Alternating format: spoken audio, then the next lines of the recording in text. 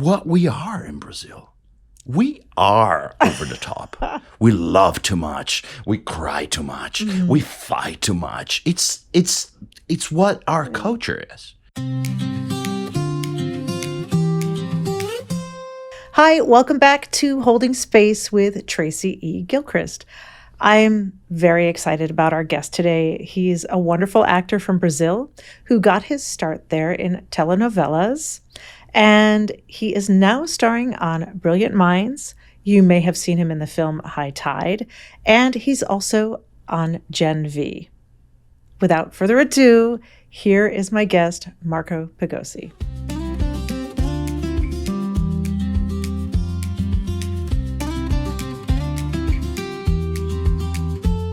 Marco, hi. Thank you so much for being here with me today. Thank you for having me. It's such a pleasure. It's a pleasure to meet you. It's a pleasure to meet you too. You have this very warm way about you. So yeah, I already feel more relaxed. It's a Brazilian thing, you think? I think it might be. I think so too, yeah. Yeah. Okay. I don't know. Joao, do I act relaxed around you? No. Joao is my producer. I feel a lot of love coming from you. So I know he gets all of my anxiety. Poor guy. He gets the worst part. We guests, we get the best part. You get the best part. He gets my anxiety. So I really like to start with just a very basic question because the times are kind of wild. So I really just want to know, how are you? I love that you start with that. It just makes everybody feel so. It's funny, surprisingly, I feel very good right now. Yeah. It's very hard, right? I think we're living this moment where I think we all realize that we have to take care of ourselves before anything because everything is so hard right now and things are looking so dark. That this was my movement, to take care of myself before I can actually and properly take care of someone else. So this is what I've been doing. I've been really taking care of myself, meditating, being honest about myself, being honest with others, maybe for the first time ever. Oh. It's Honest in what way? in every possible way, I think. I'm sober by choice. I met this beautiful yoga, Maha Yoga. It's called Siddha Yoga, which is something that's really bringing me into meditation a lot and just taking care of my inner child. Yeah. I really wake up, I meditate for like half hour, 40 minutes. I talk to my inner child. I give him a hug. Oh. And I say, okay, let's go to the day. What does he need, your inner child? Most of the times, I think he just needs a hug. Just to know someone's there. Or know that someone's taking care of him. Yeah. I don't think I was very gentle with him until now. It's a lot of work, a lot of ambition, a lot of desires. And I don't know. I feel like everything that is happening in the world is so scary, and especially here in the United States. Yeah, it's so scary that I was like, if I don't take care of him, my inner child right now, I don't know how things would go. So you have to put on your own oxygen mask before Exactly. you can help anybody else. Exactly. And that's what I've been trying to do, right? So it's been a good beginning of the year, let's put it that way. Good. Well, I'm glad to hear that. And how did you ring in 2026? So 2026, it's so funny because I'm talking about meditation. I'm talking about taking care of myself. But at 6 a.m. on the January 1st, I was actually driving myself. It was pouring rain, right? It was crazy, the rain here. I know. And I was driving myself to a meditation, to the center, to do some kind of guided meditation with chanting. And it was one of the most beautiful things I've ever seen. It's a good way to start. Wow, it was beautiful. And my whole family was here. So my sister came from Brazil. My mom came from Brazil. My little niece, which is my goddaughter.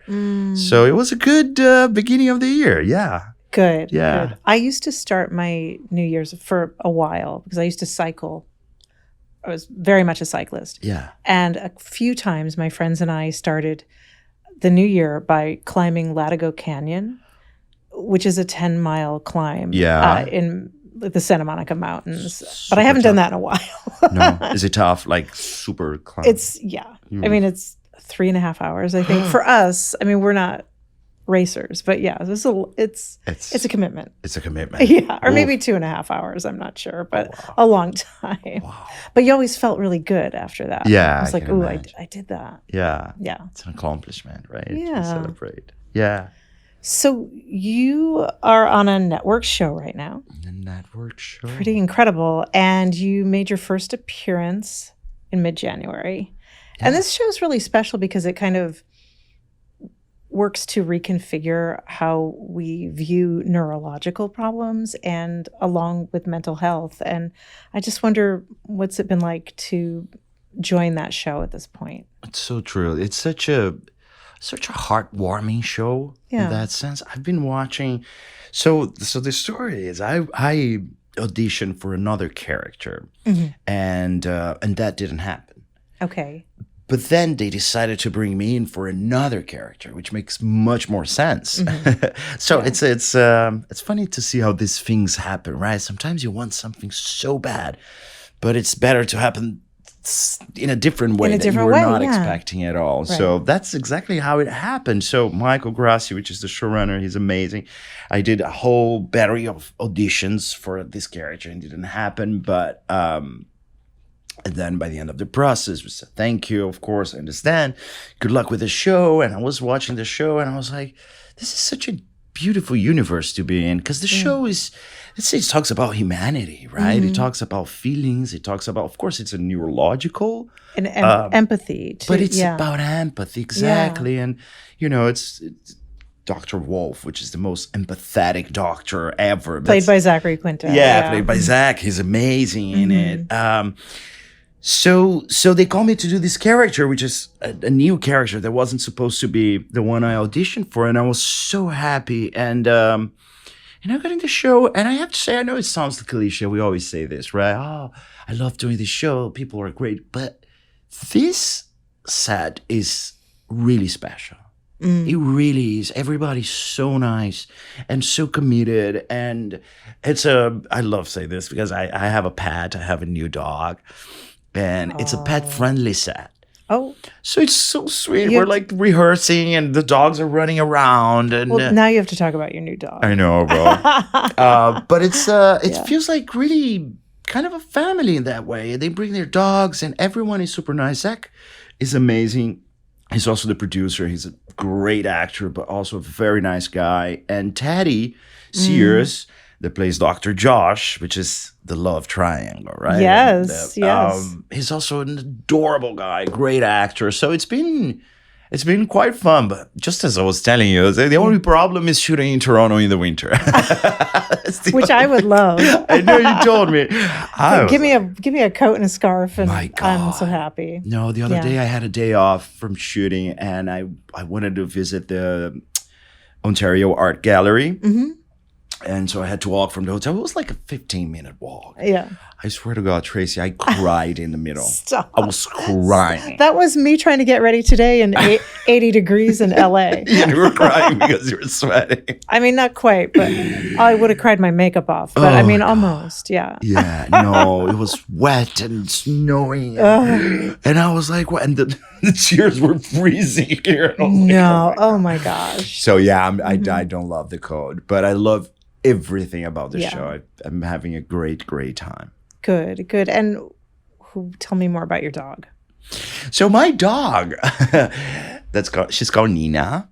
She's a 2-year-old. Nina. Yeah. Like Nina Simone. I had a cat named Nina. Really? For the same reason. Oh, wow. She has nothing to do with Nina Simone, but it's just because I don't know. It's a common Italian name and also Brazilian, I think. Yeah. There are a lot of Ninas in Brazil, but she's a 2-year-old Australian cattle dog. Oh, okay. And I didn't know anything about cattle dogs before rescuing her, and they are a lot of work. She wants to herd you, yeah, all the time. Everything that moves, she has to control. She's like, who's moving? What's moving? And she goes after it. And it's funny because I walk her, and it's the only dog in the world that she walks behind me. She doesn't walk in front of me. You know, you walk the dog, usually it's pulling the leash, or no, she walks behind me. That is cute. It's horrible. You have to be like, are you here? Are you coming? Did I lose you? But but she's just the best thing that ever happened. I love her so much. Yeah, I love that. Pets are necessary. They are so necessary. Yeah. Yeah, she helped me going through many, many difficult times, you know. It's not easy to move, you know, I don't know. For me, it was not difficult, but it's always a challenge, right? When you immigrate, you leave your country, you leave your family, you leave your comfort zone, you leave your career also, right? To go to a different place where you don't really know anyone, and you don't know culturally how it works. You don't know if it's gonna work for you or not. So she was, she was my companion through many, many dark and happy times. Yeah. Well, I'm glad you have her. And you came here in 2018, 17? No, I came here February 2020. Oh my goodness! Wait, what? It's like great planning. Oh my God. No. But what happened is I never planned to move to LA. Yeah. It was something that happened. So I was in Madrid. I was doing a TV show for Netflix called High Seas. And we were supposed to shoot season 3 and 4 in a row, but we had 2 weeks in between them. Okay. And this was February 2020. And so you came here. And so I was like, it's pilot season, you know. Pilot season doesn't even exist anymore. I know, not like it used to. I know. Yeah.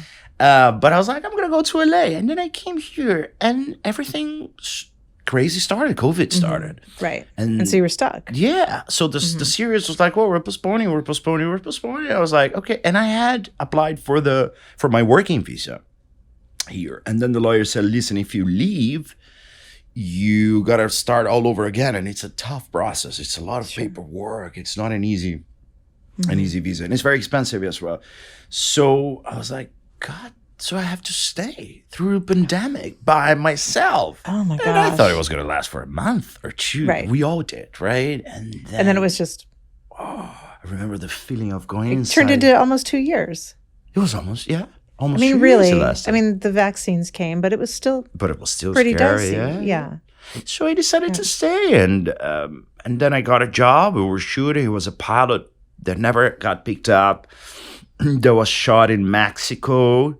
And then I met my partner in life, my husband, and I was like, okay, so I kind of ended up staying. So look at how things happen. Yeah. I know, it was beautiful. Well, more to come on about your husband. I know, I go everywhere. Control me, Tracy. I'll be like your dog. But no. I do have questions specifically about your husband, but we'll get there. Okay. Yeah. But, well, I do have a central question that I like to ask, and it is based on the fact that I went viral for holding space with the lyrics of Defying Gravity. So my question is, what is your Defying Gravity, the piece of music, theater, movie, TV, or literature that has been most meaningful to you in your life and has kind of stayed with you for a while, and that maybe its meaning changes with where you are in life? There are so many. I mean, a couple. You know, but you can name a few. You don't have to just pick one. Yeah, I really think for me that there's a book that I always go back to, and that's really what gives me purpose and meaning in many different phases of my life, which is Letters to a Young Poet. Rilke, right? Rainer Maria Rilke. I don't know how to pronounce his name in English, but for me, this book has been guiding me throughout my career and my personal life. I always go back to it when I think I'm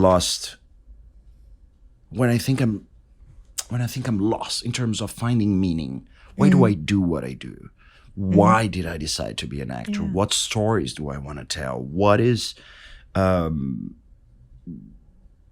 me as a person? What do I want for me and for others around me? So this is something that really I carry throughout my life, and I think it's that's my Okay. beautiful. I love that. Yeah, and it's a conversation between Yeah. Rilke and a young poet who wants to be an artist. So it's just letters that they wrote to each other. I'm going to have to pick this up. Oh, yes, it's so beautiful. And he's just asking advice on how to be a poet, which is a metaphor for any artist. You can use for anything you want. And Rilke is writing back to him, giving meanings and more guiding him through finding things by his own, instead of giving the answers. So that's what's something that makes you really look inside for answers and the meanings of the letters and everything. So I love it. Yeah. Perfect. Yeah. Perfect. Letters to a young poet. Yeah. I mean, that's why I wanted to start this, was really just to talk about what art means in the world and how it, affects lives and can be political and, just really kind of dive into art in general. Yeah. Yeah. So thank you for that. Thank you. Yeah. I would love to hear a little bit more about where you grew up and what that was like. I grew up in São Paulo, in Brazil, which is a 25 million people city. Yeah. It's like wild. It's just massive. So, grew up in an apartment in a city that is considered violent, right? We don't have the freedom of playing in the streets or the freedom of going by yourself to places. So it's a really I had a really strict childhood in that sense. Not because my parents didn't allow me to do things, but everything had to be planned because Sure, for safety. Exactly. Yeah. So you got to go to, I don't know, swimming classes, and then you go to my time where there was like computer lessons. Oh my God, we're old. But then English classes, and then you go to school, and then so everything was very structured. I grew up in a very structured family. And I, my parents are both doctors. My sister is a lawyer. There was literally no artist in my family. Oh, wow. And I think that's when I think after all this structure growing up, I was like, I need freedom, creative freedom. Even. To play. Yeah. Because I remember like when I was 17 years old, we were like choosing what to do, what college to go, what to study. And, at the time it was just, I don't know, engineer, doctor, lawyer. It was all this, it was nowadays you have plenty of options. But at that time, that was it. And I'm like, I don't fit into any of this. And I think just the fact that I also knew that I was gay since I was like probably 12, 13 years old. I always saw myself as different from that. Yeah. So I was like, I don't fit in this structured world that I came from. I got to find my own people. And that's when I discovered theater. Yeah, I'd love to hear more about that. How did you discover theater? How old were you? I was 13. Yeah. And it was total by accident. I always say that this friend saved my life. But it was funny because I used to live in this building and I had like these friends from the building, and I had this friend, Pedro, and his father was a DP, a director of photography. And he was doing commercials, working in commercials. And there was a commercial for McDonald's in Brazil. And so he said, why don't you guys go and do the audition to try to do the... And I remember it was we were supposed to dance the Ronald McDonald rock and roll. Oh, do you remember it? God, no. It's a good thing because I might have asked. God, no. I couldn't do it. I froze. Oh. I froze. I was so shy. I saw the camera and I was like, I cannot do this. But it was like a little bit of money for kids. It was like, wow. Yeah. So I came back home. I couldn't do it. I was super shy. My friend did. He nailed it. He was amazing. And I was like, I want to be able to do that. Also because I want the money. Because I want to, have my own things and have my freedom. I was all about freedom. I wanted to have my own life. And so I went to theater school just for that. Because I wanted to just be able to exist in front of a camera. Because I wanted to make some money for myself. And you had to break down whatever was stopping you from wanting to learn that dance, right? You had to break that down. Exactly. What is it that made me... And then I went to theater school for that out of curiosity, something completely... And I loved that. Yeah. And I found my people.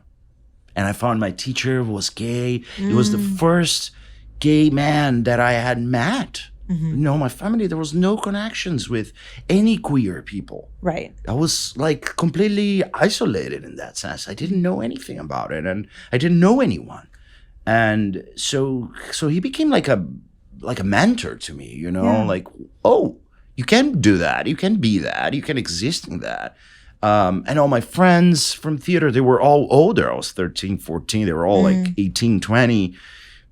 But I learned a lot, and I kind of, that's it. I found my people. I found my world, and then, just the world expanded with literature and all the plays and all the books and all the music I didn't know. There's so much. Wow. So rich. Did you know when you met your mentor and he was gay? Yes. Did you know that you were gay? Did you have words for it? Or did you just know there was something different? I think I knew I was gay. Yeah. I think I knew. I did know. I just never met anyone before. Isn't it crazy? I remember meeting him, and his husband was also a teacher. So he was teaching like acting, and his husband was teaching like voice and body movement. So it was different.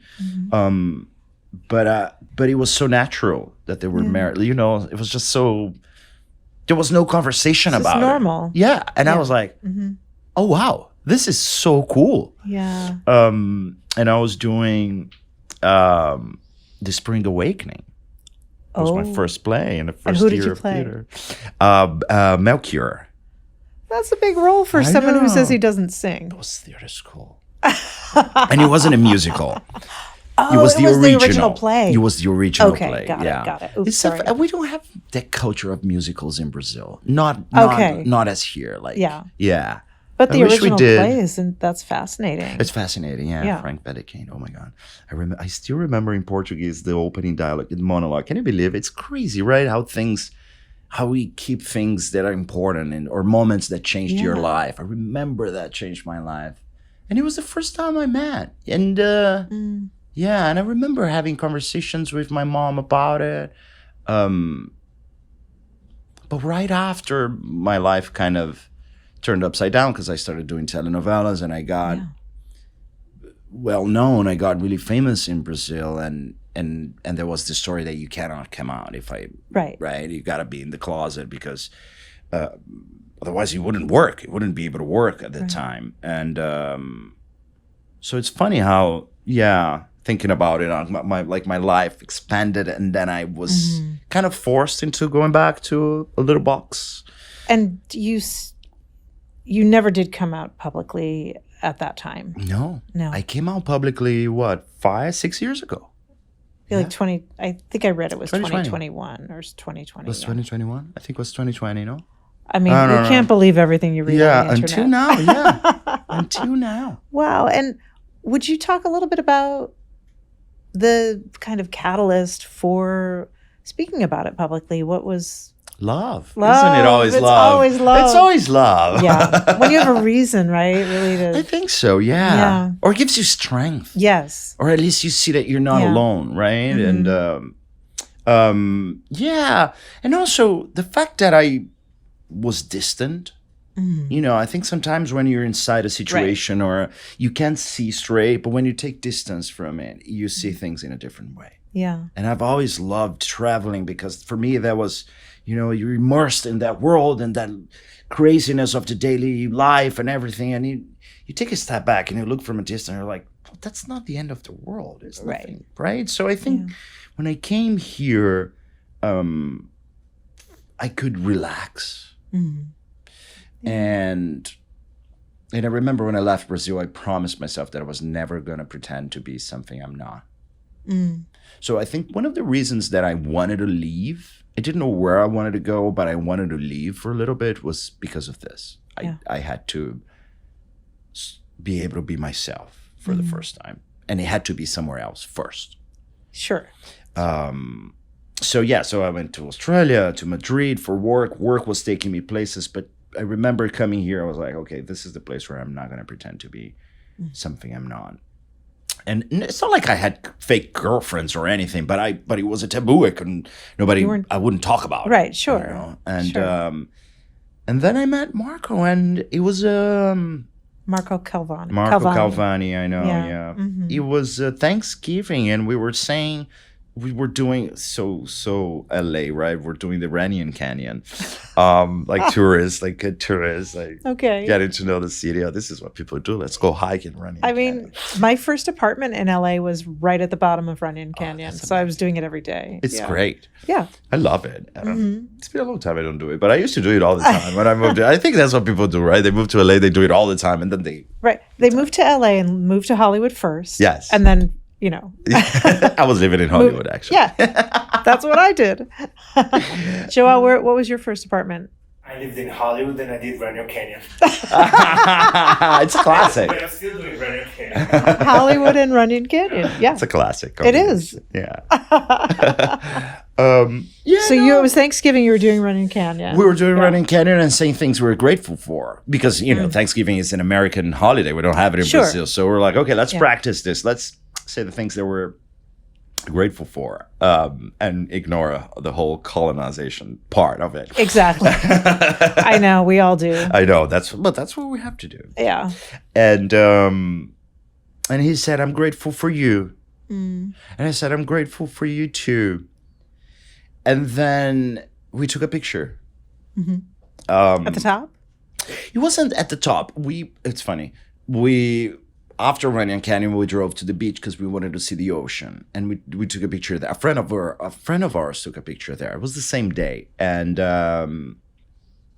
he decided to post that picture, and he asked me, "Can I post that picture?"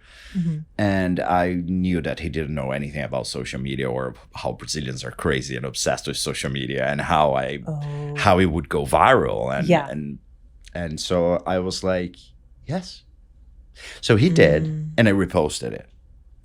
And that's it. We were holding hands. Oh, I love that. Yeah. And how have your fans from way back reacted and, It was wild. Yeah. It was crazy in terms of I was really surprised. I knew it was going to be a big thing, but I didn't know it was going to be... I didn't know I was going to get so much love. Yeah. I was so scared. And it was so beautiful. I got so much love. Good. And I think it's just the right time, right? Yeah. Everyone has your own time, and it was the right time. And then after that, I gave an interview to a big journalist, to a big magazine, and had a whole frank conversation about it. And political also, because it was Bolsonaro in Brazil. So I was like, okay, if I'm doing this, then I'm going to do it right. We got to talk about this. Good. Because he was on TV saying that he'd rather have a dad son than a gay son. And, so it was our dark period in Brazil, which is over now. But so we can get through them. Yeah. We can get through the dark times. I think we can. Good oh my to know. God, I don't know. Good to know. I don't know. Sometimes I'm like, I think we crossed some lines that I don't know how to go back from. Yeah. Because in Brazil, I think there's something really interesting about the difference about Brazil and the United States is, I grew up hearing that democracy in America was the strongest democracy in the world. Right. And it's not. I've never seen a more fragile democracy. When I learned about vote suppression, I was like shocked. Because in Brazil, vote is mandatory. If you don't vote, you don't renew your papers. You cannot travel. You cannot do anything. Voting is on a Sunday because everybody works and you gotta go vote. So when I learned that here it's hard to vote and they make all these complications and it's not mandatory. Gerrymander. Exactly. I was like, oh, wow. But besides that, we had a dictatorship until the end of the 70s. It's very fresh. We remember how it feels. Yeah. And so when Bolsonaro tried, or the extreme right tried to take over, whatever, we made sure that that he was put away and he's in jail right now. Yes, and I'm here and I'm seeing the United States cross some lines that are really scary, and I'm like, oh, this is not supposed to happen this way. So I don't know, but yes, I think we have to fight every day to survive and go through these dark times. Yeah, well, and thank you for using your platform. Yeah. Yeah. It's hard, right? The other day I was posting something online and I was like, I feel so stupid doing this. The world is ending. It was the day that what's her name? Renee Good? Nicole Good. Renee Nicole Good. Renee. Yeah. She was murdered, and I was like, my God. I was just posting a picture 1 hour before on Instagram of me in a waterfall, whatever, enjoying life as if things. But at the same time, conversation online became something that it's not even a conversation anymore, right? It's just anger. It's just spreading anger, and so it's difficult. I don't even know what helps nowadays. What makes a difference? I honestly think to make a difference. I mean, I'm grateful for people who are honest about who they are and speaking out. And I think you can do it firmly, but in a way that's may cut through the noise. But also, to me, living your life out and proud is also a form of resistance. It's true. So I think it all matters, and you kind of do what you feel comfortable with. Yeah. Like I did a little video. I was on my way to the Friends to watch the Golden Globes, and I love award shows, but I was like, this feels right now tone deaf. Right? So I just made a little video, said, I love award shows. I'm excited to see what happens. I hope the speeches are political, or have some little bent. And eventually they got there. So it is a strange thing because the beast of the internet demands you feed it. Yeah. And then certain things are punished for. Anyway, it's a balance. So true. And it's like your balance of like you doing your meditation. And when you are in that place, then you can go out and be something inspirational to other people. Yeah. So. Yeah, that's true. But just it's hard. Existing is a resistance, and it's political. Yes. It's true. Yeah, absolutely. I think so. And well, to that end, I would love to talk a little bit about. I watched High Tide. You did? Yes, I watched it last night. It's High Tide is, 2024 film. 2024. That your husband Marco. Yes. Wrote and directed. Yes. And he wrote it for you. Yes. Well, he started writing. Okay. Then it became for me. Because when we met, he was in the process of writing it. Yeah. He wanted a Latino character, but he didn't know exactly where from. He wanted to run away from the Mexico, because it's, the idea that every Latino in the U.S. is Mexican, right? Right, sure. So he wanted to explore other parts, but he wasn't thinking of Brazil specifically. But then we met, and I told him my story. Yeah. And I told him, I was like, I didn't know what he was writing. I didn't know what he was working on, but I told him that I would love to talk about it through my craft. Yeah. I talked about it in interviews. I talked about it, but never through my craft as an actor. And then the character became Brazilian. Yeah, and it's such a beautiful story. So the film is High Tide, and you play Lorenzo, who is an undocumented Brazilian living in Provincetown, cleaning houses, and he's gay. Yeah. And there are things in this film that like I didn't even think of. I mean, obviously he's struggling for money, but then he has a sexual encounter that scares him and doesn't know how to get pep or prep because he's afraid to go to the clinic to be, caught. So would you talk a little bit about this it's a really nuanced storytelling about an immigrant's experience. Yeah. Would you talk about what that means to you? Yeah, of course. I mean, it's so personal, right? This film Yes, is so yes. personal to me in so many Yeah. ways.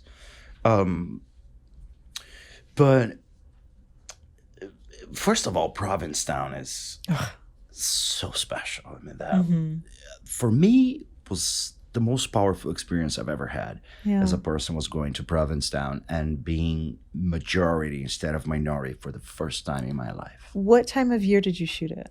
We shot in October.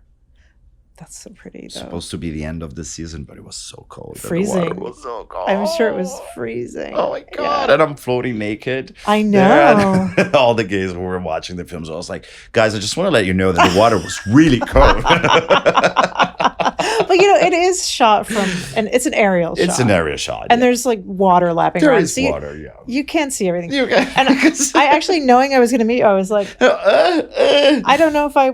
And then we were like, I can't see anything. But going back to what's important. Yeah. It's this feeling that he doesn't want to go back, but he doesn't know where to go as well, And Right. Provincetown is this place. If like I said, being a majority instead of minority for the first time was so powerful. He ends up there because if he can't fit in, it's gonna be in Provincetown, right? Which is the most embracing place and that I've ever been. Yeah. But at the same time, inside our community, there are a lot of problems as well, right? Right, which also... That's what the film also talks about, these little violences that we don't even notice, right?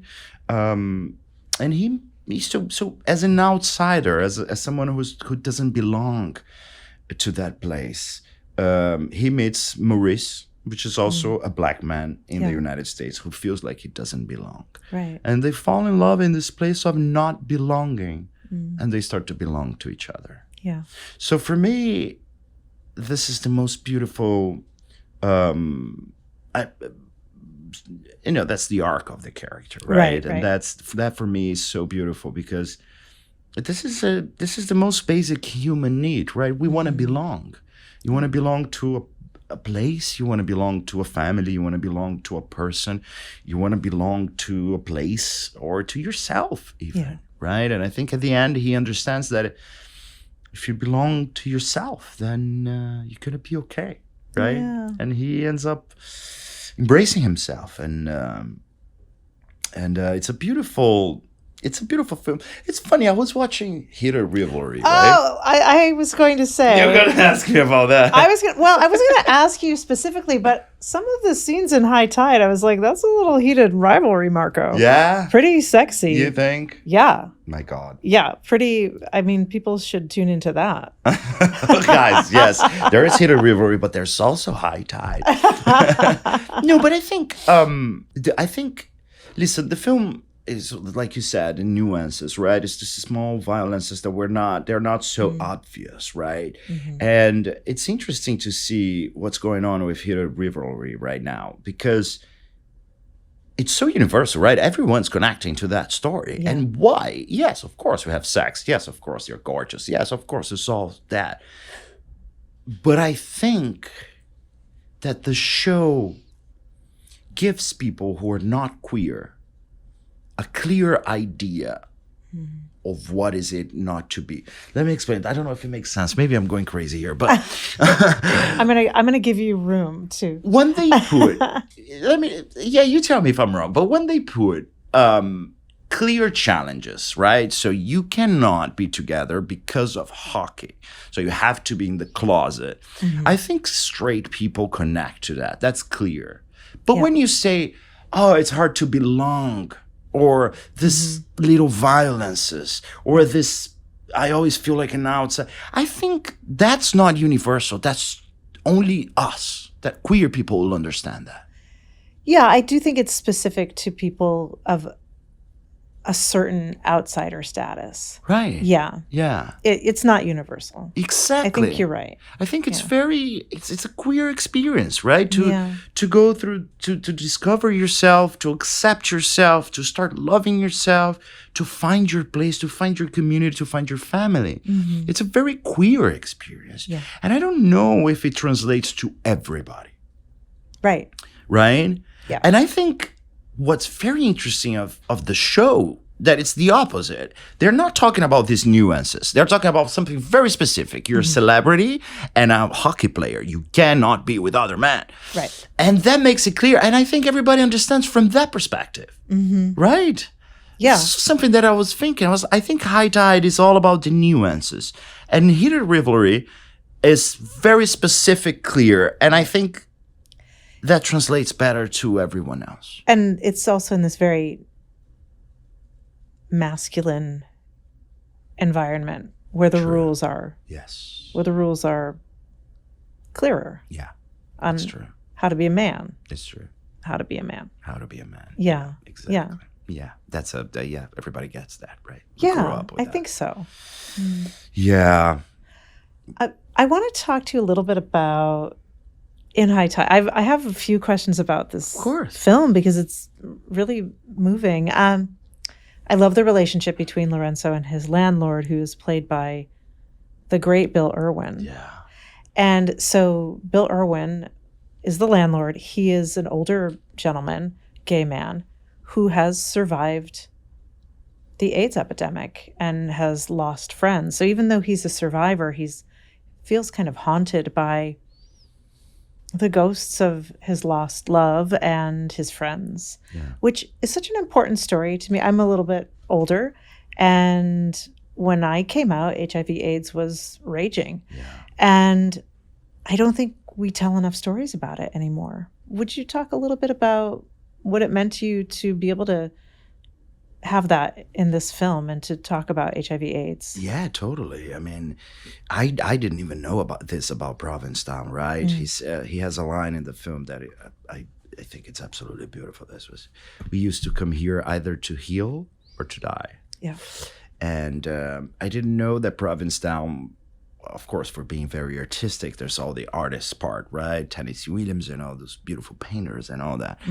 But when I learned that was also a place where when you were excluded from family, from society at that time, when you had HIV, that they would go there to take care of each other. And that's so beautiful and powerful because and it's true, we have films about it, but not about the after, right? We have films about the fight at the moment, about how neglected it was, from power, from government, from everyone else, how ignored, right, we were at that time, and how hard it was to fight but we don't have many movies about the results of that, right? The loneliness that. And the trauma. Yeah. I'm, as a gay man, you're nothing but grateful for them to being able to open those spaces, right? And it was just crazy. And Bill is such a beautiful, beautiful human being and an actor and artist that it's just like you could touch his grief, right? You could see it. It was so etched into his face. Yeah. Yeah. It was so beautiful to work with him on that. And you also got to work closely with Marissa Tomei. She's amazing. I love her. Absolutely. Kind of a gay icon. She's a gay icon. She's a gay icon. I love it. I don't even think she's aware of how much an icon she is for the gay people. I don't know when it happened, but it happened. Because she just is. She just is. Right? Yeah. She just is. And she's gorgeous and she's free and I don't know. I think I don't even know if she's aware of how important she is or how much of an icon she is to the queer people. It's just because she's amazing. I was very grateful to be able to work with both of them. It was a beautiful experience and I learned so much. And they're so different in terms of as actors. I mean, this is your first feature film in the United States, the yes. U.S. Yeah. And you work with two legends out of the gate. I know. I was That's a so big happy deal. when they jump aboard. And I remember one of the big things that I learned from Bill. So Bill went to Provincetown, and at first he didn't want to do it because he said, I'm straight. Yeah. It's not right. And then Marco, my partner, he said, but we're hiring Sean to play Marissa's husband, and he's a gay man. Oh. So I want to okay. play with that. I don't think that, in terms of And sexuality. he plays your boss in the film. He plays my boss in the film, the mean guy. Yeah, he's angry. He's also married to another Sean. Anyway, it's all crazy. But so Bill went to Province, and then he was like, okay, if it's like this, then I'd love to do it. It's a big challenge. And then he went to Provincetown, and he was like a kid. Like he wanted to know everything. He wanted to be friends with everyone. He wanted to meet those people who really been there, who lost someone, or even the queer life. He wanted to get closer to that. And that was such a lesson for me because I'm like, look at this guy. He's an icon. He has the most beautiful career ever, and he's still interested in getting to know things, right? Yeah. So I think that's what actors do, right? We get to know a little bit of everything, and this curiosity never fades, and that's the beauty of the work. He's almost 70 years old, and still curious about things. Yeah, it's so beautiful. Yeah, I love that. So I was watching the film and texting Joao pictures because my friend Stephen Walker is in it. Oh, yes. I love him.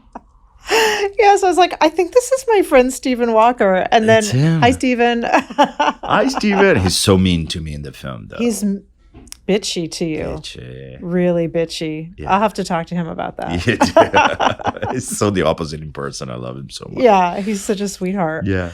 I want to ask you a little bit more about working with your husband. Yes. And what that partnership is like. To have a partnership off screen and, I know. And then to be literally directed by your husband. I know. It's so funny. All my queer friends, my gay friends before, they were like, what are you doing, guys? This is not going to work. Are you crazy? This is not, you guys, you shouldn't. It's too much. And then we got scared because the pre-production process was, and the writing the script, it was pure creative. The two of us together, right? Me bringing all the Brazilianness into it, and he writing the scope of the story and the structure of the script and everything. So it was heaven. And it was pandemic, and we were together at home just writing and creating. So that was heaven. But then everybody was like, guys, when you go to SAD, things are different. You're crazy. And so because of that, we decided to leave separately while we were shooting. Oh, so smart. we shot the film in 18 days. It was a very quick turnaround. But Oh my gosh. I know. Yeah. But we decided to be separate for that period. And it was the best thing we did. Because, a director has a lot of worries that had nothing to do with me and my lines to memorize and my character to think about. So it was good that we were separated at that time, leaving separately. But I have to say, Tracy, was the most beautiful thing, most beautiful experience. Because it's my first film in America. It's his first feature film. He had only done shorts before. So we both wanted to make it work, right? I had the responsibility to make him a good movie, and he had responsibility of making a good character for me. And it was just our baby, right? It was our creation. We from the paper to being on a set and looking at Marissa Tomei and Bill Worm, it was like, we gotta make this. So we both really, really wanted to make this work. It was our baby that we cherished. And I think we respected each other and admired each other. Yeah. As an actor, me as an actor, him as a director, it was a beautiful collaboration. So beautiful that in the last day, he proposed to me. The last day of shooting. Stop. Yeah. This is not real. I know, It's right? not real. You're living It's a love story inside a love story. Yeah. I know. Oh, well, that's beautiful. Congratulations Thank for you. one thing on finding that. That's really. Was it on the beach? It was on the beach. Yeah. It was so we wrapped shooting last day. And then he said, okay, let's go have dinner, the two of us, and then we're going to meet the crew to celebrate the last day. Yeah. And it was in I Provincetown. did read this. It was at Sal's. It was at Sal's. You went to Sal's, which right? is where we had our first dinner.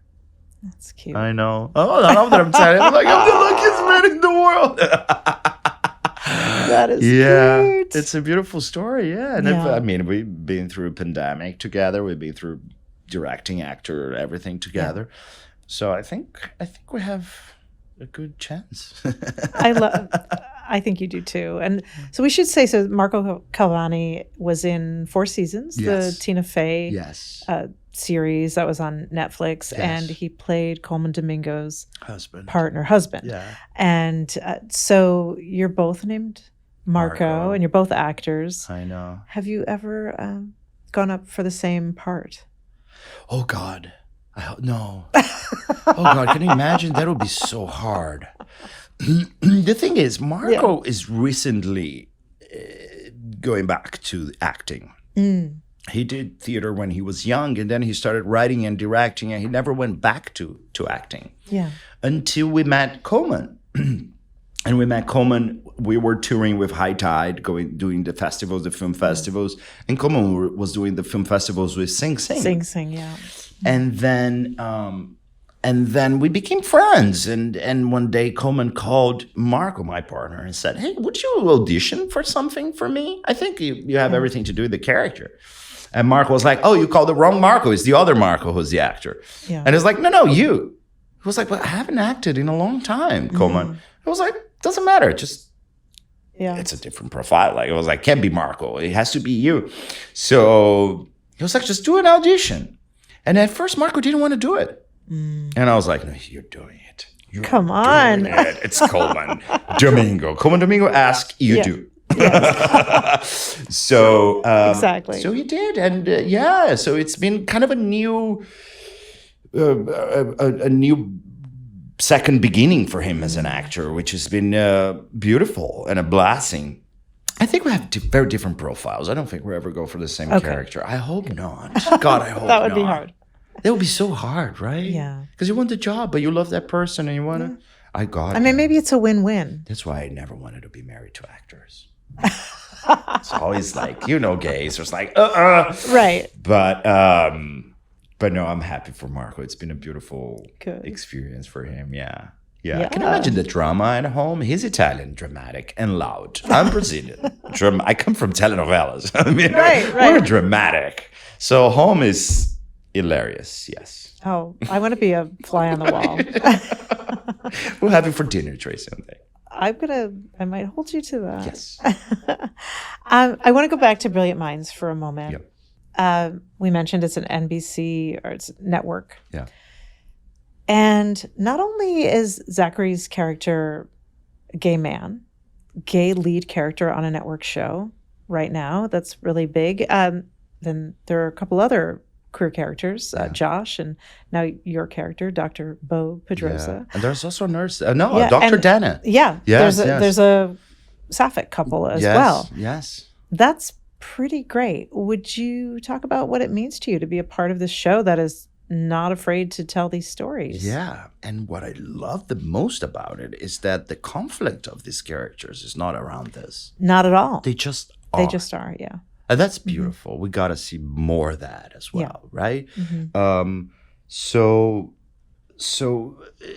it's just it's interesting because that's not what the show is about. So when it brings such naturality to this, it's just, I think it only helps, right? Yeah. It only helps us, and representation matters a lot. Yeah, a lot. And when I was 18 or 13 years old, when I was in this discovery process, there was nothing on TV like that. Right. Nothing. The idea of being a successful doctor and being gay and your life not being all about this was unimaginable. Right. Right? Right. I had nothing. Exactly. When I came out. Yeah. And then, anything I did see was really bad representation. Or really bad representation. Yeah. Or really painful. Yes. Right? We Yeah. had, I don't know, Angels in America. I remember watching that when I was young, and that was, oh my God. That's what's going to happen to me. That's it. You're going to die. as a lesbian, I thought I was going to end up dead, alone with a man or in an institution. Yeah. So far, none of those have happened. So. Or dead. Knock on wood. Yes, exactly. So, so I think, things are getting better. It's very important to have that in the show. I'm so proud to be a part of this show and tell this story and also stir things up between this couple. Because they're such a beautiful couple, right? You see Zachy and Teddy together. You watch the show and you're like, oh my God, this works so well. The fans are probably going to hate me. But would you like that? If they, of course. I mean, that's what makes it fun, right? As a character, as an actor. But I think I'm just gonna get my heart broken. I think I'm one of these characters who goes in to make the main characters realize that they belong to each other. You know what I'm saying? Sometimes this happens, right? I do know, but your character is so sweet and lovely and kind so far. I don't know what's coming. He is. He's a good guy. Yeah. But it happens sometimes. Have you ever been there? Like, I don't know, you met someone and that just made you realize that you actually were supposed to be somebody else. Yeah. Right? Yeah, it happens. Yeah. Well, so let's see. I don't know. We'll see how it goes. I don't know. Let's see what Michael is planning for Dr. Bo. But I when I met him, I was like, I just hope Dr. Bo doesn't get his heart too broken. Just a little bit, but not too much. He's a good guy. Yeah. No, he doesn't deserve that. Yeah.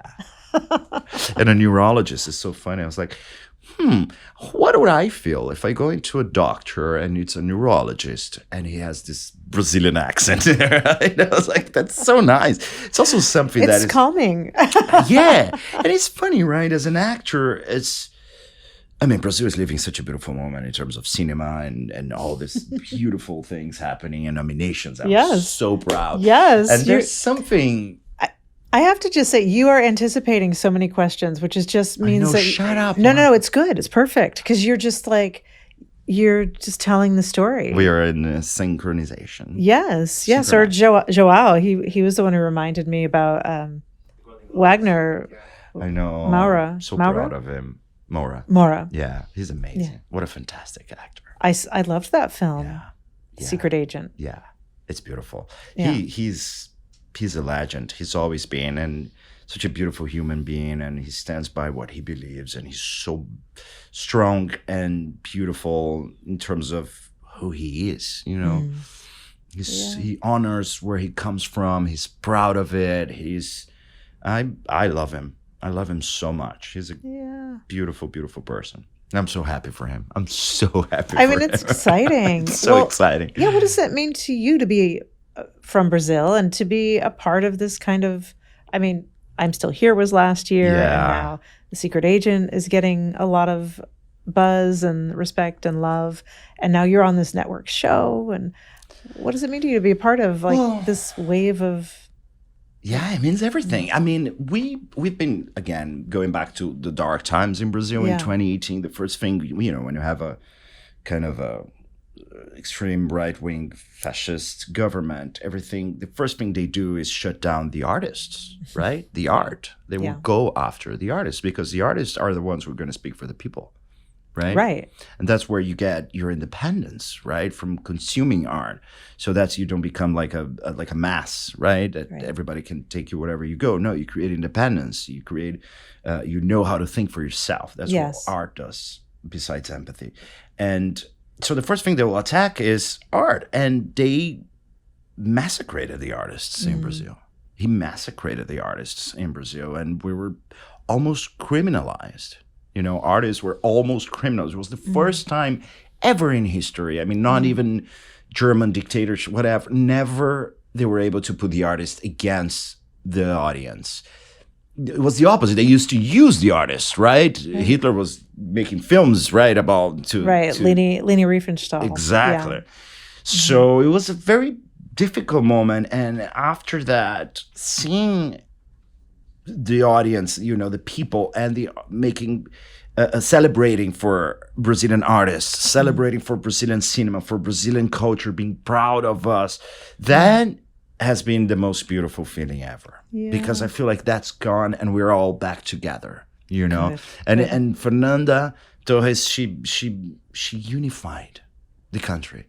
We were divided, and she unified the country. Everybody was cheering for her. Fernanda Montenegro. Fernanda Torres, though, Torres. from I'm Still Here. Ah, Yeah. so sorry. Yeah, no. It's mother and child with the same name, so it's very... Sorry. It was beautiful. It was beautiful to see. And our culture is so beautiful and so special. We have so many beautiful talents, and so I don't know. I'm just so happy to wake up every day and seeing Brazil Good. being a part of everything. And again, it's the first time also that Hollywood, I think, is more open to different accents and different sounds and different cultures, right? I feel like still there's this need of justify where you come from, which is totally the opposite in life. You go to New York, Right. you meet different accents. You don't know where people come from. Here in LA, people have different accents all the time. But still in movies and shows, they feel like, oh, we have to explain where the character Always comes have from. that mid-Atlantic Yes. accent. Yes. I wonder, I'm just thinking about this and I don't know, but like a platform like Netflix has huge like international shows Yeah. from all over. So I'm wondering if that's kind of leveling the field a little bit. I think so too. Also, Yeah. it's the first time that here in the US, people are consuming international shows, That's right? yeah, exactly. Yeah. It was Right. always everything in English, and now they're like learning how to read subtitles, which is something that in I Brazil you know. learn when you're a kid, because everything is in English. We grew up with Hollywood. Yeah. So, you're 10 years old, you're reading subtitles. Yeah. We don't like, well, we have dubbed, but mostly Oh subtitles. God, we can't do dubbed. I know. I can't do it. It's horrible, isn't it? That's why I dub all my characters when I can. Because I speak Italian, Spanish, and Portuguese. So whenever I do something, I want to dub myself because it's so Yeah. weird to see yourself dubbed. by No, I someone can't else. imagine. Yeah. I love a good subtitle. I love a good subtitle. I watch everything subtitled, especially because as an immigrant, you're like, we miss some Right, things. it's hard to hear. God, I went to watch Sinners, which, by the way, What an amazing. incredible film. But that's an accent Yes. that I'm not used to. Sure. Right? It's hard Sure. for me. It was really hard for me to get something. So I rewatched with subtitles, and I saw that I missed some quite important bits here and there. So I love a good subtitle. It happens. Do you know the show Dairy Girls? Yes. I had to watch it. It's Irish, so they're speaking English, but Yeah. I had to watch it with the subtitles Yeah. at first until I really Until you get the accent. tuned in. Yes. Yeah. Yeah. I love that show, but yeah, I had to have the I'm subtitles. gonna have to on. watch it. It's on my list. It's funny. I know. Yeah. It's really it helped get me through the pandemic. Okay. Yeah. Was it? I didn't know it was during the pandemic. I thought it was after. It started, I think, in 2019 was the first season, and then took a while. Then a second season came back. There's 3 seasons, Okay. and the second season came back like right in the middle of the pandemic. Okay. So Okay. yeah, but I hadn't watched the first season, so I caught up on it, and then Okay. yeah. But it was one of the shows that really got me through, in terms of just being hilarious and Yeah. heartfelt. And Yeah. light, right? Yeah, yeah, really beautiful storytelling. Yeah. But funny. Okay. I mean, I would cry with tears, laughter. I love it. Yeah. I'm a big crier. I cry all the time for anything. I cry all the time. I love that. You were crying in the snow in Toronto. Yes, I was crying in the snow because in the it was cold weather. so cold. I was crying. I was miserable, and it was my feet were wet and freezing. It was. The other day I was running at the gym. Yesterday I was running at the gym, and there was, I don't know, this TV show about people killing alligators, like hunting the alligators, gosh, and yeah. they're so beautiful prehistorical creatures, Yeah. gigantic, and they were all celebrating the macho thing of it. And I started crying, crying like for humanity. I was like, why? What are we doing? That's terrible. I would have probably been a Karen and gone to the manager and asked them to change the channel. Right? Why do we do this? There's some things. No, it's terrible. Yeah. Yeah. I cry a lot. That's good. It's good, right? That's a good thing. Especially as a Yeah. Latino macho thing. Yeah. Crying is not allowed. Sure. Oh yeah, you gotta be a macho. Yeah. Boys don't cry. We grew Boys don't up cry. listening to that in South Yeah. America. Yeah. So Well, I'm glad that you letting that out. yeah. It's good. Yeah. Yeah. Yeah. I do want to just touch on a couple of your other projects. Yes. You've been in several kind of supernatural-ish shows. Tidelands, Yes. Invisible City. Yes. And then you were also in Gen V. Yeah. Which is a favorite show of mine. I love it. Because that show goes right in Yeah. about fascism and the world we're living in, the country we're living in. Would you talk a little bit about what draws you to those projects? Yeah. I mean, Gen V was... I mean, I was obsessed with the boys universe, right? Yes. And I confess that when I heard about Gen V, I was like, I don't know if they can go as deep as the boys, you know, or as funny or as, like you said, point certain.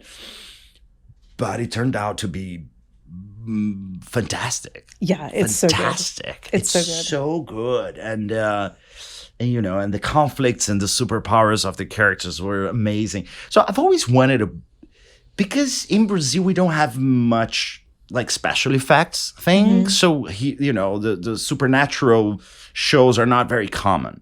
Yeah. Because we don't have all the technology and all the money to do special effects and everything. So this is like, and we'll never be able to do as good as Hollywood.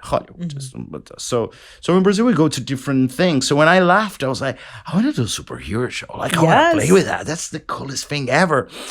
And it turned out that as an actor, it's so hard. So you're working against the green screen? Exactly. You're just there pretending. Right. So the main character, she had the blood power, right? Marie. Yeah. Marie Moreau. Oh, that's right. Marie Moreau. Yeah. And it's all special effects. So we didn't even know what it would be. Yeah. We had never seen. Right. You didn't know what it was going to look like. Exactly. So she was like doing movements like, whoosh, and we were like, oh, wow. But I had no idea what it was. So it's crazy. And I love doing like action things on set. I'm a kid. Like I love getting shot or jumping or a fight scene or I something. love that. But here, when they start doing those scenes, they take us out and they bring the stunts. So I'm like, I've been reacting for something I don't even know. And then when it's fun and time to play and, you know, I don't know, throw myself somewhere, then it's a stunt. So I was like a little disappointed. But it was fun. It was a great project to be involved. The kids are amazing and the show is amazing. So I was really happy to be a part of it. And they were looking for someone Brazilian specifically when I auditioned. So I was happy about that. And Tidelands came when Netflix was starting to produce in Brazil. And they wanted to, at that time, they wanted to do like co-productions. Like they wanted to get, you know, Brazilian people to shoot with Australia to mix the audiences. And so that's how it came. They sent me the script and I was like, ooh, this is interesting. Like mermaids that drug deals under the water. I was like, this is kind of cool. I know. I watched a little bit and I was like, what is happening? But it was good. Yeah, it was good. It was just... It's just fun. It's just fun. It was a lot of fun to play. And I had a great time shooting in Australia. I loved it. I've never been. You've never been to Australia? No. I have an ex there, though, and she and her wife keep inviting me, so... You should. I'm going to go. You should go. That would be at least hilarious. We should do like a documentary on it. You going to visit your ex. They invited me. It was really cute. The day after the it wasn't a cute time, but the day after the 2024 election. Okay. My ex-girlfriend's wife messaged me and said, if you need to leave the country, you can come live with us. Oh, that's so sweet. It's really nice. They're nice. Yeah, they're good. They're good. They're good to me.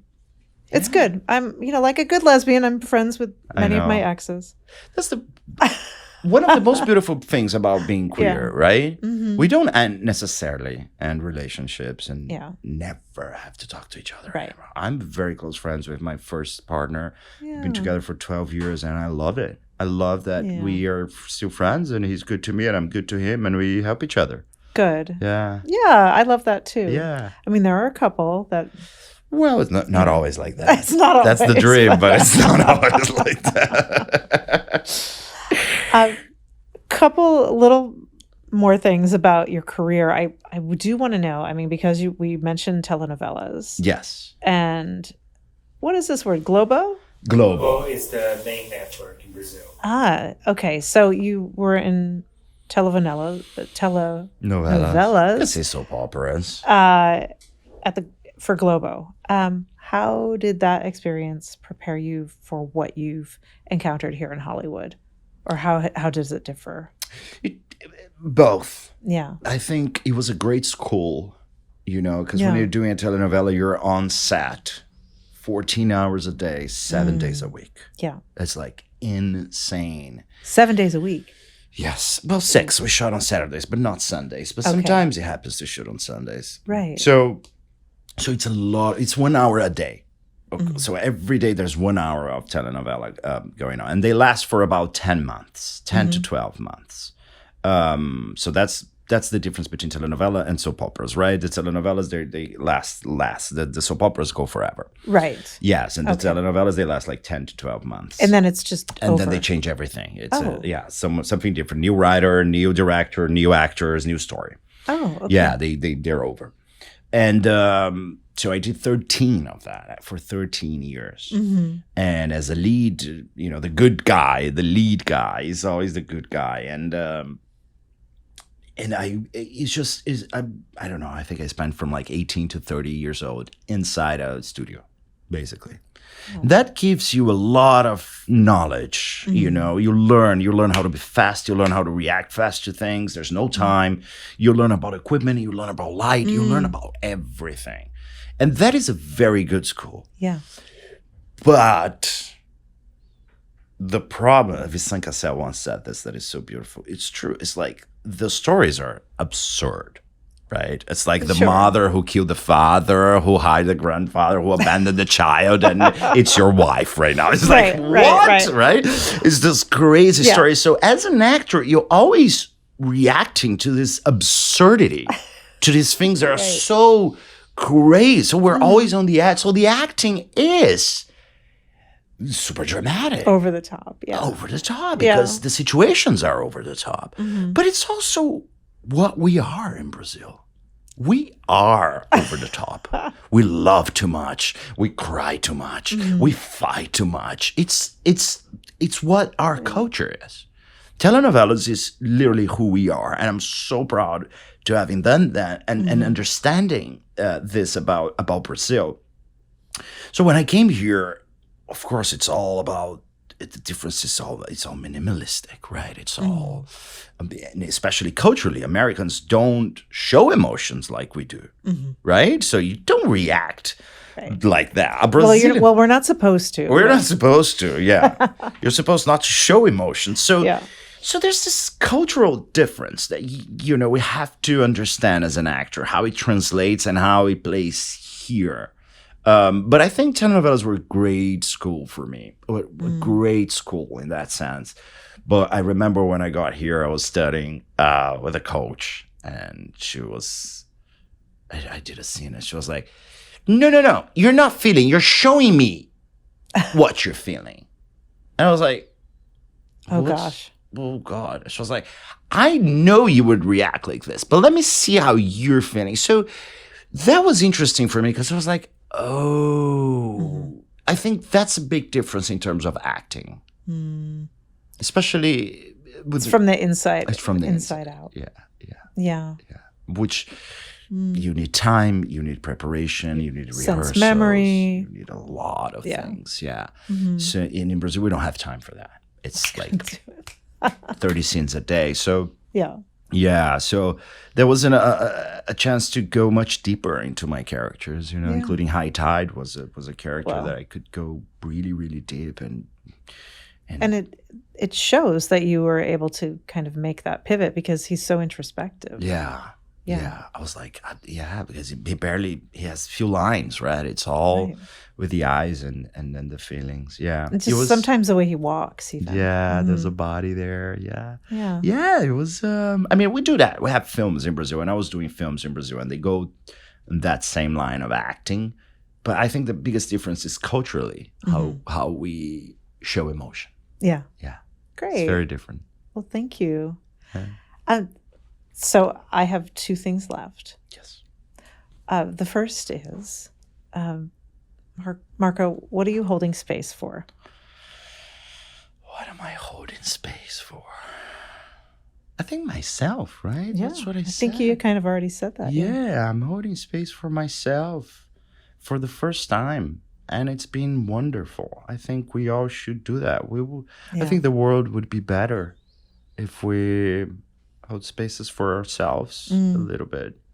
But that doesn't mean that you're going to be selfish. Huh? There's a Right. I think the more you take care of yourself and you understand your feelings and you work your feelings, right? And you understand your inner child, the more empathy you'll have towards others as well. Exactly. I think so. Holding space for that. Good. Thank you. Well, I mean, I meditated this morning. You did? I could only do 10 minutes, though. Well, it's not about the time, right? It's It was a meta meditation. Okay. Yeah. Yeah. So. It's just changed my life. You really did. And I was one of trying. those people who was like, oh, guys, impossible. I'm never going to meditate. I used to say this. I know. I'm never going to meditate. It's impossible. And it changed my life. I know it's so boring and I heard this so many times, but it's true. Good. It's so true. No, I think things like that really work if you can get there. Yeah. So the last thing we have is our game, which João picked this category. Come in, João. And he picked the category and he made the little cards. Yeah. Because I couldn't have input on this one. So these are telenovela villains. I love it. The villains in telenovela, The dramatic, I love it. women villains only. So Yes, they're the best. The villains, women. Yeah. Yes. So you want to explain the game? yeah. So today we have telenovela villains for you. Okay. It's hold, give, drop. Okay. So you're going to pick 3 from the hat. Okay. You're going to hold on 3 at once. You're going to look at them. Okay. And then you'll hang on to one for yourself that you either love or need for some reason. Okay. You'll give me one that you think maybe Would be good for I you. need. Okay. And then just one that you can't be bothered with or you don't like or, maybe you really hate her. Okay. All right. And tell us why. Okay, I will. Yeah. Do I get the 3? No, you have to pick, Wait, let me get out from camera. Don't stay on camera. I'm gonna have to explain to you all the villains. 1, 2. I got the 3. My Brazilian telenovela education starts now. It starts now. Are you ready for it? Ok, Bia Falcão. Oh my goodness. Fernanda Montenegro, bellissima. That's why I had her name in my head. Because I saw that earlier. She's the biggest actress in Brazil. Yeah. She's a legend. She's an icon. She's like a... Yeah. Yes, she's the best. Oh. I don't know. I want to keep it and I want to give it to you, Trace, because she's the best. You have to look at the other 2 and you decide. You might want to keep that one. Atena, Giovanna Antonelli, a regra do jogo. I did it. I was in this telenovela. What's it called? Regra do jogo. How do you translate that? The rules of the game. Oh, like the that film. Like there's a film. Is there the rules of the game? Jean Renoir? Oh, yes. Old film. Totally different. Totally different from that. It's not a Renoir film. Not a Renoir thing. But all the names of the telenovelas are like this, right? The rules of the game, pages of your life, living the life. Like, it's all like random They're all things. the same kind of titles. Yeah, because they can go everywhere. Like, right? They're about everything. So this is a fun one. And she was a detective. Yeah, I think so. Yeah, that's kind of cool. Oh, I got the classic one. I got the biggest one, Carminha. Oh, really? Avenida Brasil. From what? From a telenovela that is called Brazil Avenue. I love it. And I think it was one of the biggest recent telenovela. Okay. That was a huge success. And Adriana Esteves is the actress who plays Carminha, and she was so good at it. She would like bark and growl. Like when she was angry, she was like for real. But it sounds ridiculous, but it was so good. Mm-hmm. And she became an icon. Everybody in Brazil loves her. Yeah, it's very campy, it sounds. It's very campy, it's very campy, but it's a lot of fun. Apparently, I've heard they're doing a sequel right now. Yeah. Nice. Oh, that would be fun. I wish I could be 10 months in Brazil doing that. So long. Okay, All right, so now it's the time. Now you got to decide. Okay. I'm going to keep Bia Falcão and Bellissima because Fernanda Montenegro, I'm crazy for her. She's my muse. And I think she's the biggest reference as an actress. I will give you... I think you would like both. I probably would. She can have it, yeah. She can have both? She can have I'm not going to throw anything away. We break the rules here all the Giovanna, time. because she's gorgeous. Okay, She's love a that. detective. I think you would get along that. well. Okay, sexy. And Carminha is just because she's the most crazy, fun villain that you could ever imagine. She's wild. Yeah. Yeah, I'll give you I'm two. going to have to look them up. All right, thank you. You should look them up. It's fun. Is Fernanda Montenegro, was she in The Station Agent? Is that what I remember her from? Central Station. Central Station. Yes. She was nominated for an Oscar. Right. Yeah. That's why. Okay. And that's the biggest thing in Brazil that Gwyneth Paltrow took Fernanda Montenegro Oscar. Because it was the year that Gwyneth won for Shakespeare in Love. Oh, we're never going to forgive Gwyneth for that. Gwyneth, I think you're amazing. I did love that movie, but... I love that movie. But the Brazilians are like... This was what, 1999, I think. Well, it was late 90s. Yeah. We never got over that. I get it. As a Brazilian, Yeah. Let's see if Wagner takes it this year, so we'll get over that. I would love that. Yeah. He was remarkable. He's remarkable, yeah. It's a tough year, though, because there's so many amazing performances, right? Really? It's a good year in film. I think it's a beautiful hum that just like... God. Film is back. Yeah, film is back. Yeah. Yeah. Well, that's all I have for you, Marco. All I here. need to know is where can people find you? Although I did see that you have 3.2 million followers on Instagram, so I think people do know where to find you. No, it's just Brazilians. The presence of Brazilians in social media is wild. It's insane how present they are. Especially if you go into the Academy profile, to the Oscars, and you go to Fernanda Torres' last year picture. Sure. She's like, I think the picture with more likes is like Andrew Garfield with 20 something or 30 something likes. Okay. She had 6 million likes in that profile.